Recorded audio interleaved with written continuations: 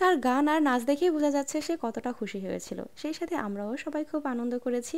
আর হঠাৎ করেই এক ভাবি আমাদের জন্য চটপটি আর পিঠা নিয়ে গিয়েছিল এবং আরেক ভাবি আইসক্রিম খাইয়েছিল। সেই সাথে বাচ্চারাও অনেক আনন্দ করেছে, কারণ ওরা সবাই সবাইকে চেনে, যার জন্য ওদের আনন্দটা একটু বেশিই ছিল। দেখতেই পাচ্ছেন আমাদের সম্মানিত লোকগুলো তারা আইসক্রিম কিভাবে খাচ্ছে। তারা আসলে সবাই অনেক আইসক্রিম পছন্দ করে, যার জন্য আইসক্রিম দেখার পরে তাদের লোভ আর সামলাতে পারেনি, সবাই আইসক্রিম খাওয়ার জন্য পাগল হয়ে গিয়েছিল।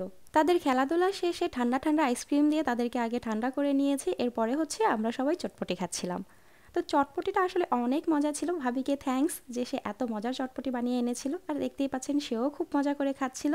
আর এখন আমরা কোকা কোলা খাবো।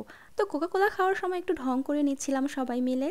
সবার শেষে পিঠা আর আইসক্রিম খেয়েছি। তবে বাচ্চাগুলো বাসায় আসতে চাচ্ছিল না, সন্ধ্যা হয়ে গিয়েছিল, তারপরও বাচ্চাগুলো বাসায় আসতে চাচ্ছিল না। তো এরা সবাই অনেক আনন্দ করেছিল, আর এদেরকে জোর করে স্ট্রলারে বসিয়ে দিয়েছি যাতে করে বাসায় এখন আমরা যেতে পারি, কারণ অলরেডি 8:30টার বেশি বেজে গিয়েছিল।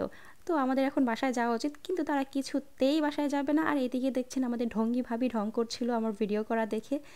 আর এইদিকে মিকাইল হৃদাকে টেনে কাছে নিয়ে আসছে, কারণ ও হৃদাকে অনেক ভালো পায়। এইদিকে আরেক ঢঙ্গি ভাবি পেছন ঘুরে দাঁড়িয়েছিল, আর আমি ঢঙ্গি তো ক্যামেরার সামনেই আসেনি, আর ওইদিকে আমার ছেলে নাচতে নাচতে বাসায় যাচ্ছে।